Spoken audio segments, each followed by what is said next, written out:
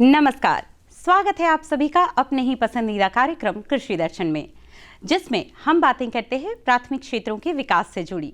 भारत गांव का देश माना जाता है, जहां विकास प्राथमिक क्षेत्र से शुरू होता है और द्वितीयक क्षेत्रों को भी छूता है। यहाँ खाद्यान्न फसलों की खेती होती है, दलहन की खेती होती है, तिलहन की खेती होती है, लेकिन साथ ही साथ अन्य जो व्यवसाय हैं जैसे कि मत्स्य पालन, मुर्गी पालन, पशुपालन या फिर सब्जियों की खेती, इन सब पर भी पूरा ध्यान दिया जाता है और ऐसे में सरकारी सहयोग भी इसे और उन्नत बनाने का काम करता है।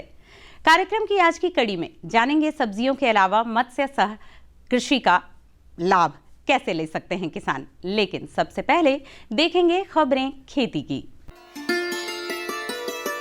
नमस्कार, कृषि समाचार में आप सभी का बहुत बहुत स्वागत है। आइए खबरें खेती की ओर चलते हैं। किसानों को प्रशिक्षित करने का आत्मा का प्रयास। लीची के फलों को फटने से बचाए उत्पादक। किसानों के लिए बेहद उपयोगी पावर टिलर मशीन। किसान भाई बहनों, तकनीकी जानकारियां हमारी कार्यशैली को और भी बेहतर बनाती है। इसी बात का ध्यान में रखते हुए कृषि विभाग आत्मा द्वारा कृषकों की प्रशिक्षण की व्यवस्था की गई है। आत्मा जमुई यहाँ के किसानों को जिला स्तरीय, राज्य स्तरीय, अंतर्राज्यीय परिभ्रमण पर ले जाकर नए नए तकनीकों को दिखाती है और उसका फिर किसान अपने जो कार्य में है उसको इम्प्लीमेंट करते हैं। साथ ही यहाँ पर किसानों को कई प्रकार का प्रशिक्षण दिया जाता है, जिसको प्राप्त कर वो लाभान्वित हो रहे हैं। मधुमक्खी पालन, लकड़ी पालन, कुक्कुट पालन, ये सब के लिए उनको यहाँ पर पर्याप्त ज्ञान दिया जाता है। किसान भाई बहनों, यदि आप लीची के उत्पादन से जुड़े हैं तो इसके फलों को फटने से बचाएं। इसके लिए जब फल में बीज बनने लगे तो 15 दिन के अंतराल पर बोरेकस 4 ग्राम प्रति लीटर के हिसाब से छिड़काव करें।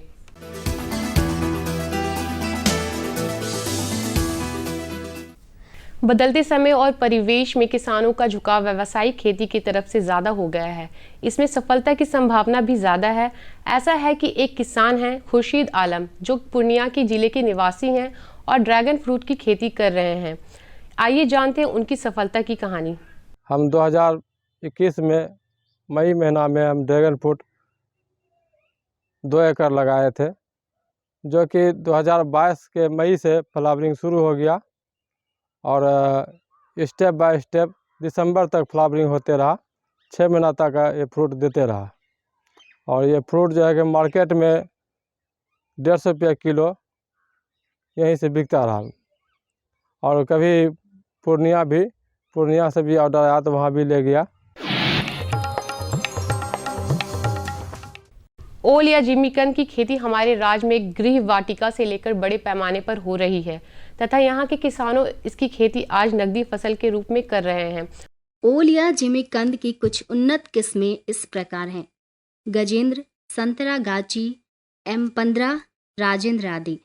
किसान भाई बहन इन किस्मों का इस्तेमाल ओल की व्यावसायिक खेती के लिए अपने खेत में लगाने के लिए कर सकते हैं।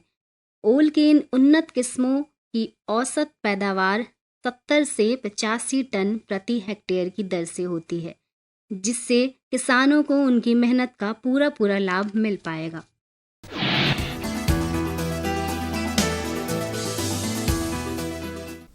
किसान भाई बहनों के लिए बेहद उपयोगी है पावर टिलर मशीन। यह मशीन खेती की जुताई से लेकर फसल की बुआई तक में मददगार है। पावर टिलर में पानी का पंप जोड़कर किसान तालाब, पोखर, नदी आदि से बेहतर पानी निकाल सकते हैं। इसमें थ्रेसर, रीपर, कल्टीवेटर, बीज ड्रिल मशीन आदि को भी जोड़ा जा सकता है।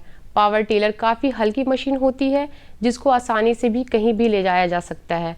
इसका उपयोग आपके कार्य को सरल बना देता है और बेहतर परिणाम में सुनिश्चित करता है। अब जानते हैं क्या है आज का मंडी भाव। मंडी भाव में आइए चलते हैं मुसल्लापुर हाट पटना, जहां जानेंगे आलू प्याज के ताज़ा भाव। लाल आलू 1600 रुपये प्रति क्विंटल, सफ़ेद आलू 1200 रुपये प्रति क्विंटल, प्याज बंगाल 1400 रुपये प्रति क्विंटल।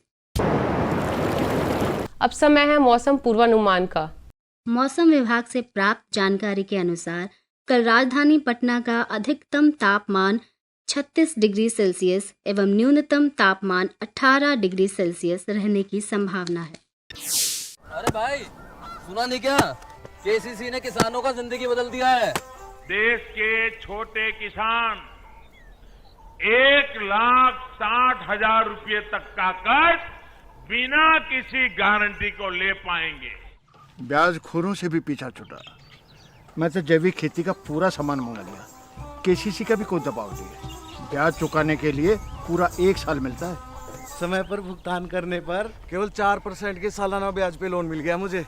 अपना आधार कार्ड, लेटेस्ट फोटो और जमीन के कागजात लेके अप्लाई करो बस। और नामांकन भरने के लिए जेब भी ढीली नहीं करनी पड़ी।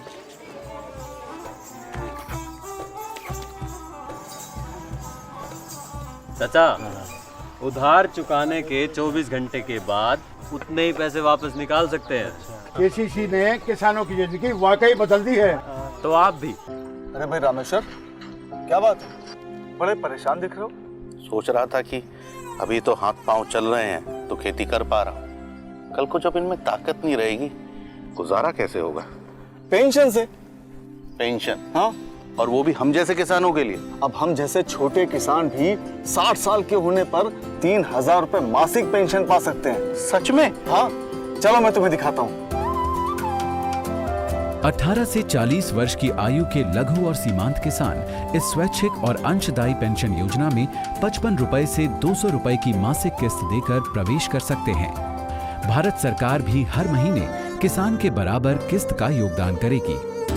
कभी नहीं सोचा था कि हम जैसे किसानों की भी पेंशन का सपना कभी सच होगा।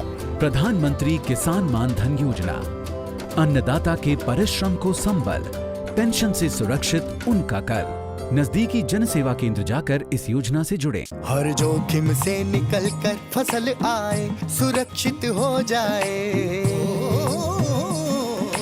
फसल बीमा से हर किसान अब आत्मनिर्भर हो जाए। अब सूखा पड़े या बाढ़ आ जाए, कोई डर नहीं।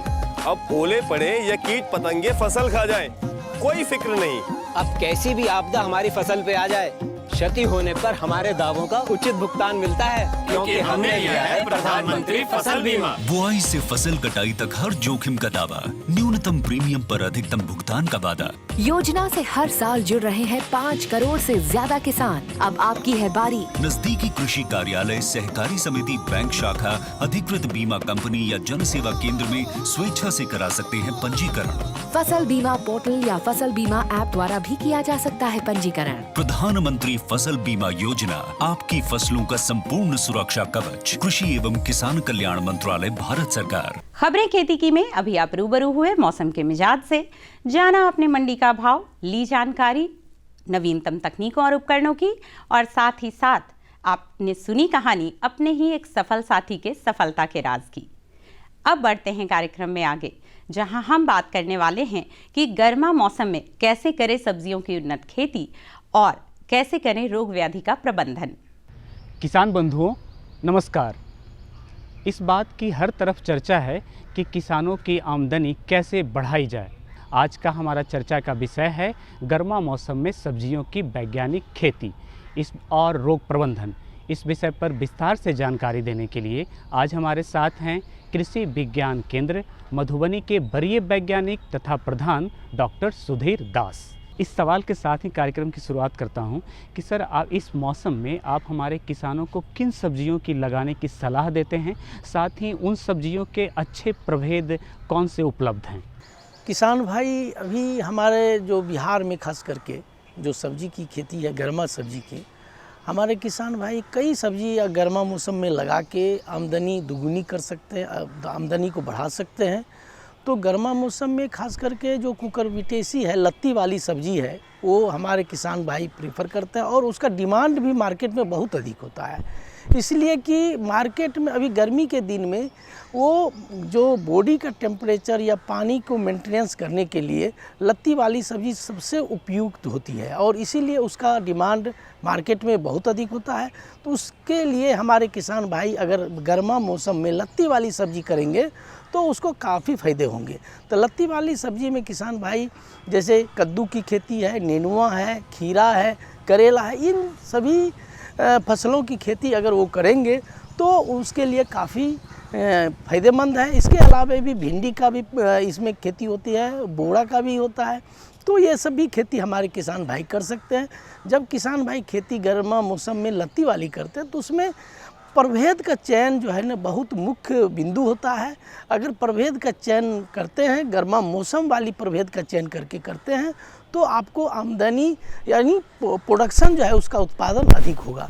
तो गर्मा मौसम में अगर किसान भाई कद्दू की खेती करते हैं तो उसमें राजेंद्र चमत्कार है, उसके बाद जो समर प्रोलोफिक लौंग है, पूसा समर प्रोलोफिक लौंग, पूसा समर प्रोलोफिक राउंड है, उसके बाद पूसा नवीन है, मेघदूत है, मंजरी है। इसके अलावे भी किसान भाई नरेंद्र लौकी 1 है, नरेंद्र शंकर लौकी 2 है, ये सब है। इसको भी किसान भाई आप प्रभेद का चयन करके जब करेला की खेती करते हैं तो करेला में भी कुछ ऐसे प्रभेद हैं जिसका आप चयन कर सकते हैं। तो करेला में जो किसान भाई पूसा 2 मौसमी है, उसके बाद पूसा विशेष है, अर्का हरित है, ये सब प्रभेद, पूसा हाइब्रिड 1 और 2 है। ये प्रभेद काफ़ी बढ़िया करता है। जो गर्मा मौसम में अगर हमारे किसान भाई खेती करते हैं तो ये प्रभेद जो है ना गर्मा मौसम में बढ़िया इसका उत्पादन क्षमता बढ़िया है। इसके जब हम खीरा की खेती करते हैं तो किसान भाई पूसा संयोग है, पूसा उदय है, इसके अलावा जो मालिनी खीरा है और इसके अलावा भी कई प्रभेद है जो मार्केट में उपलब्ध होता है, जो स्थानीय स्तर पर भी रिलीज है, तो उसको भी किसान भाई आप सेलेक्ट कर सकते हैं। और नेनुआ की जब खेती करते हैं किसान भाई, नेनुआ आप देखते हैं कि नेनुआ का गर्मी दिनों में काफ़ी किसान जो मार्केट में इसका डिमांड रहता है, तो उसके लिए किसान भाई जो राजेंद्र नेनुआ 1 है, पूसा चिकनी है, पूसा प्रिया है, पूसा सुप्रिया है, पूसा स्नेह है, कई प्रभेद है जो कि गर्मा मौसम में बहुत उत्पादन इसका बढ़िया है। तो इसका सिलेक्शन करके आप किसान भाई जो प्रभेद का सिलेक्शन करके आप कर सकते हैं। सर आपने बहुत विस्तार से प्रभेदों का नाम बताया।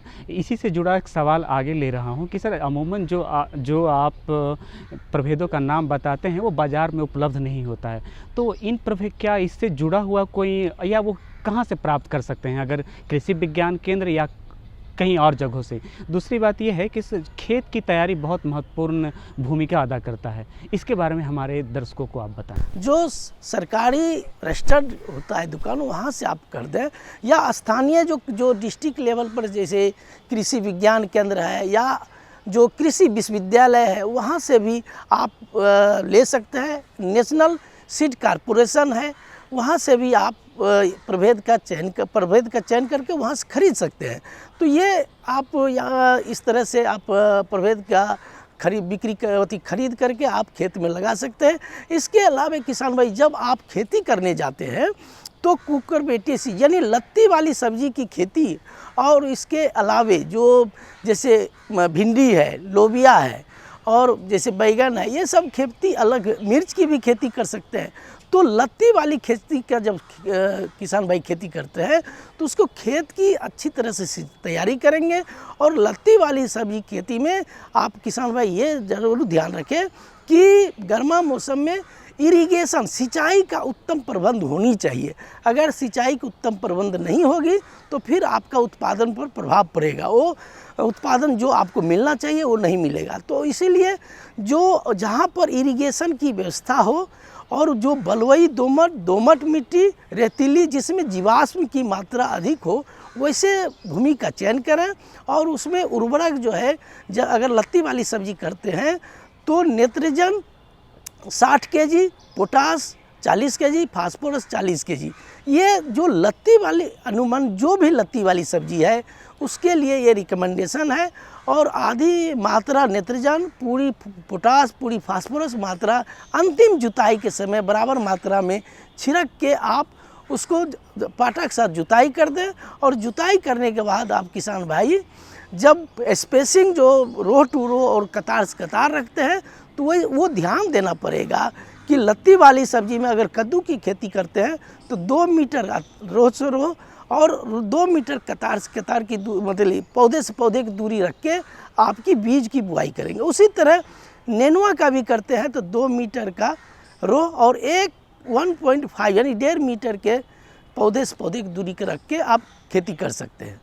सर, आपने बहुत ही विस्तार से हमारे किसानों को बताया कि कौन से प्रभेद किस तरह खेती करनी चाहिए सब्जियों का। आज आप कार्यक्रम में आए, इसके लिए बहुत बहुत धन्यवाद। आज सिर्फ ऑर्गेनिक फार्मिंग को बल दिया जा रहा है, बल्कि उसके लिए वैल्यू एडिशन और मार्केट की व्यवस्था भी की जा रही है। भारत सरकार एवं किसानों के सम्मिलित प्रयासों से आज देश के लगभग 36 लाख किसान 38 लाख हेक्टेयर क्षेत्र में जैविक खेती कर रहे हैं। इसके अतिरिक्त हमारे देश के अनेक ऐसे क्षेत्र हैं जहां आज भी पारंपरिक जैविक खेती हो रही है।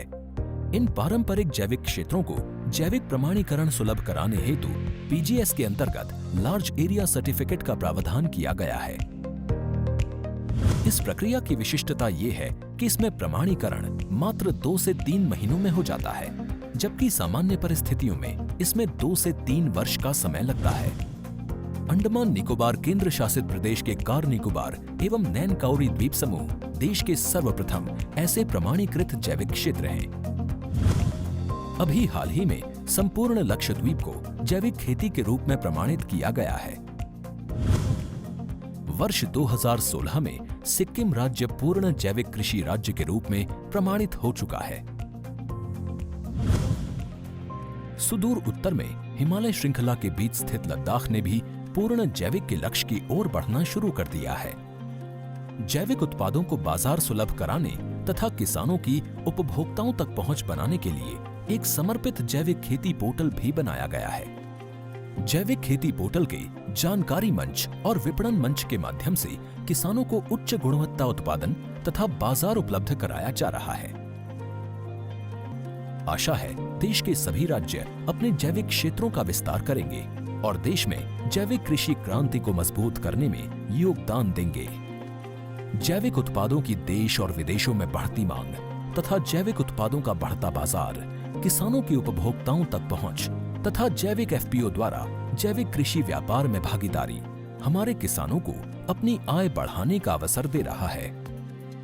पिछले 5 वर्षों में जैविक कृषि उत्पादों का निर्यात दोगुने से अधिक बढ़कर 7,000 करोड़ रुपए से अधिक का हो गया है और इसमें प्रतिवर्ष 20% से अधिक की वृद्धि हो रही है। उम्मीद है पारंपरिक क्षेत्र के किसान भी इस बढ़ते बाजार से लाभान्वित होंगे और जैविक कृषि आंदोलन को आगे बढ़ाएंगे। किसानों की मुस्कान समृद्ध हिंदुस्तान की है पहचान।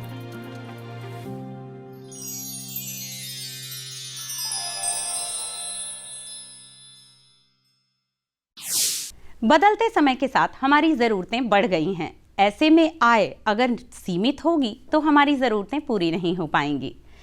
इसीलिए ज़रूरी है समेकित कृषि प्रणाली को अपनाना। तो मत्स्य सह कृषि का समेकित प्रबंधन कैसे करें, कैसे हम मत्स्य सह समेकित कृषि प्रणाली को अपनाएं, इस बारे में लेंगे जानकारी अपने विशेषज्ञ से इस भेंटवार्ता के जरिए। नमस्कार, मैं हूं विकास। आप देख रहे हैं कार्यक्रम कृषि दर्शन। दोस्तों, जैसा कि आप जानते हैं कि कृषि दर्शन के हर अंक में हम आपके साथ एक नई जानकारी साझा करते हैं और आज हम जो जानकारी आपके लिए लाए हैं वो है आपके लिए बेहद ही खास, क्योंकि किसान भाइयों आपको यह जानकारी एक मजदूर से किसान बनाने के लिए सक्षम होगी। तो आज वह जानकारी देने के लिए हमारे साथ हैं डॉक्टर मुकेश कुमार, कृषि विज्ञान केंद्र मधुबनी से विषय वस्तु विशेषज्ञ। डॉक्टर मुकेश, आपका बहुत बहुत स्वागत है हमारे आज के इस कार्यक्रम कृषि दर्शन में। सर, आपका आज का पहला प्रश्न हम लेंगे कि मत्स्य सह समेकित कृषि प्रणाली हमारे किसानों के लिए किस कदर लाभकारी है, ये डिटेल्स करेंगे आप। बहुत ही अच्छा प्रश्न है आपका। आज हम जानते हैं कि प्रति इकाई क्षेत्रफल से हमें अधिक उत्पादन लेना पड़ेगा, क्योंकि बढ़ती जनसंख्या को हमें भरपेट भोजन उपलब्ध कराना और पोषक तत्व भी उपलब्ध कराने हैं। इसके लिए सबसे अच्छी प्रणाली है मत्स्य समेकित कृषि प्रणाली। इसमें आप कम जगह में प्रति इकाई क्षेत्रफल से अधिक उत्पादन ले सकते हैं तथा साथ में जो एक कृषि उत्पाद के जो बाई प्रोडक्ट हैं, जिन्हें हम कचरा बोलते हैं, वो दूसरे के लिए एक उप उत्पाद का काम करते हैं और इस तरह से हमें लाभ होता है। तो प्रति इकाई क्षेत्रफल से अधिक उत्पादन मिलता है तथा अधिक से अधिक हम अन्न उपजा पाते हैं और यह पूरी तरह सुरक्षित है और इसमें हमें कम से कम पीड़कनाशी वगैरह का व्यवहार करना पड़ता है। और जैसा कि आप जानते हैं कि जगह की समस्या कृषि में दिनों दिन बढ़ती जा रही है, इसके लिए भी यह लाभकारी है। तो सर्वप्रथम मैं बताना चाहूँगा कि मत्स्य सह किसी भी पशुपालन में आप जा सकते हैं। अगर आपके पास जो किसान बंधुओं के पास गाय है तो गाय के साथ, बत्तख है तो बत्तख के साथ, मुर्गी है तो मुर्गियों के साथ, किसी भी प्रणाली को आप अपना सकते हैं। इसके लिए जो एक तालाब एक आवश्यक कारक है और आप अपने स्थान के हिसाब से तालाब का चयन कर सकते हैं। और सर्वप्रथम उनमें जो 6 प्रजातियों की जो अनुसूचित रोहू, कतला, मृगल, ग्रास सिल्वर और कॉमन कार्प की मछलियाँ हैं उनको आप कर सकते हैं सुरक्षित। और उनके बाद आप उनके जो मेर है, मेर पे आप जो है मेर पे मैं किसान बंधुओं को सलाह देना चाहूँगा कि ऐसे पेड़ पौधे लगाएं जिसके पत्ते जो हैं उसके पानी में नहीं गिरते हों। तो इसके लिए आप पपीता का चयन कर सकते हैं, केले का चयन कर सकते हैं, नारियल का चयन कर सकते हैं, तेज़पत्ता वगैरह औषधीय पौधों का भी चयन कर सकते हैं। इसको ध्यान रखें। और जो मेर अंदर की तरफ जो ढलान वाली मेर रहती है उस पर आप नेपियर या पाराग्रास लगा सकते हैं, जिससे आप जो मेर है उस पर आप लत्तर वाली सब्जियां भी उगा सकते हैं और उन सब्जियों का बढ़वार जो है आप बांस की सहायता से तालाब की तरफ कर देंगे तो इससे आपको वास स्थान की भी कमी नहीं पड़ेगी। सर आपसे यहाँ पे एक प्रश्न और भी लेना चाहेंगे, चूँकि आपने बात करी कि मछली और बत्तख को साथ में हम रख सकते हैं एक ही तालाब के अंदर, तो हमारे किसान भाइयों को आप ये जानकारी दीजिए कि जब हम मछली पालन करते हैं तो उसमें बत्तख भी रखते हैं, तो दोनों एक दूसरे के साथ कैसे कोरिलेट करते हैं, एक दूसरे को कैसे हेल्प करते हैं सर्वाइव करने में? सर्वप्रथम जो है हमें ध्यान रखना है कि जब भी हम बत्तख का संचयन करें तो ये ध्यान रखें कि जो मछलियों का जो साइज़ है वो बत्तख के मुंह से बड़ा होना चाहिए, अन्यथा बत्तख जो है मछलियों का ही भक्षण करेगी। तो कीड़े मकोड़ों, पहला चीज़ है कि जो तालाब में जो परभक्षी कीड़े होते हैं, कीट पतंगे होते हैं, बत्तख उनको खाती है और वो नीविंग एक्शन करती है, नीचे डुबकी लगाती है, जिससे वो जो बेसिली गैस है उनसे भी मुक्ति मिलती है। और बत्तख को हम लोग उसको नेचुरल एरेटर भी बोलते हैं, वो जब अपने पतवार से पैर चलाती है तो उससे भी ऑक्सीजन घुलता है। तो इस तरह से ये लाभ है। और बत्तख का सबसे बड़ा एडवांटेज ये है कि वो जब अंडे देता है तो अपने आवास स्थान पे देता है, तो आपको उसके लिए कुछ अतिरिक्त आहार देने की आवश्यकता नहीं रहती। अगर आपका समेकित प्रणाली का पोखर है तो उसमें शायद थोड़े से कम खुराक पे ही आप उससे अधिक लाभ ले सकते हैं। सर हम चूँकि समेकित कृषि प्रणाली की बात कर रहे हैं तो बत्तख मछली के अलावा आप हमारे किसान भाइयों को और कौन से ऐसे फसल बताना चाहेंगे जो कि हमारे खास करके इस बिहार की जलवायु के अनुकूल हो और पारंपरिक खेती से अलग हो और किसानों को मुनाफा ज़्यादा हो? सर किसान बंधु अपने सुविधा के अनुसार किसी भी फसल का चयन कर सकते हैं। मैं कुछ एग्जांपल आपको बताना चाहूँगा। जैसे कि किसान बंधु अगर उनके पास जगह उपलब्ध है तो डाइक पे वो अगर फल फूल लगा पाते हैं, फूलदार पौधे हैं, तो उसके साथ साथ वो मधुमक्खी पालन भी कर सकते हैं। अगर उनके पास छोटा सा मशरूम यूनिट है वो भी आप लगा सकते हैं। साथ ही साथ अगर आप गाय रख सकते हैं तो गाय अगर रखेंगे तो 1 हेक्टेयर के लिए 2-3 गाय। अगर आप बकरी पालन करना चाहते हैं तो प्रति हेक्टेयर तालाब क्षेत्र के लिए 200 से 300 बकरियां, और मुर्गी और बत्तख रखना चाहते हैं तो 500 से 600 बत्तख जो कि है। और 6 महीने बाद आपको अच्छा उत्पादन मिलने लगता है और मांस कोई भी आप कर सकते हैं। सर आपने अभी बात करी मशरूम पालन की, तो मशरूम सर पौष्टिकता से भरा हुआ खाद्य पदार्थ है सर, खाद्य है सर, और बहुत सारे किसान कर भी रहे हैं और कुछ नए किसान करना भी चाहते हैं। तो मशरूम की खेती के लिए क्या क्लाइमेट होना चाहिए सर, ये हमारे किसानों को बताएंगे सर। अपने यहाँ पे बटन मशरूम और जो ओयस्टर मशरूम है उसका पालन आसानी से किया जा सकता है। आप जो भी तापक्रम है वो हमारे यहाँ उपलब्ध रहता है। हमारा जो बिहार का तापक्रम है खासकर वो उसके लिए उपयुक्त है। और हाँ, कुछ हमें जो बंद गृह की आवश्यकता है अगर जिसमें कि बटन मशरूम में, तो उनके लिए आप एक बंद आवास का प्रबंध कर सकते हैं। तो सर अंत में हमारे किसान भाइयों को क्या मैसेज क्या देना चाहेंगे सर आप? समेकित कृषि प्रणाली समय की मांग है और इसमें एक जो कृषि प्रणाली का जो अवशिष्ट होता है वो दूसरे कृषि प्रणाली के लिए इनपुट पदार्थ का काम करता है। इससे किसान बंधुओं को स्थान की बचत होती है, साथ ही साथ समय की भी बचत होती है, श्रम की बचत होती है और कम प्रति इकाई क्षेत्रफल से अधिक मुनाफा प्राप्त होता है और ये सालों भर आमदनी होती रहती है। तो इस तरह से हम बोल सकते हैं कि समेकित कृषि प्रणाली किसानों के लिए एक वरदान वाली कृषि प्रणाली है। डॉक्टर मुकेश, आप हमारे आज के इस कार्यक्रम में आए, हमारे किसानों को बहुत अच्छी जानकारी आपने दिया। हमें उम्मीद है कि हमारे किसान आज की मिली हुई जानकारी से काफ़ी लाभान्वित हुए होंगे। आपका बहुत बहुत धन्यवाद इसके लिए। धन्यवाद। उम्मीद करते हैं कि आप इन जानकारियों का पूरा लाभ ले पाएंगे और अगली कुछ कड़ियों में आपकी सफलता की कहानी हम आपके बाकी साथियों तक पहुंचा पाएंगे। जुड़े रहिए कार्यक्रम से इसी समय इसी चैनल पर ऐसी ही कुछ जानकारियों के लिए। होगी आपसे फिर मुलाकात कुछ नए विषयों और विशेषज्ञों के साथ। तब तक के लिए रखिए अपना और अपनों का ख्याल और दीजिए इजाजत। नमस्कार।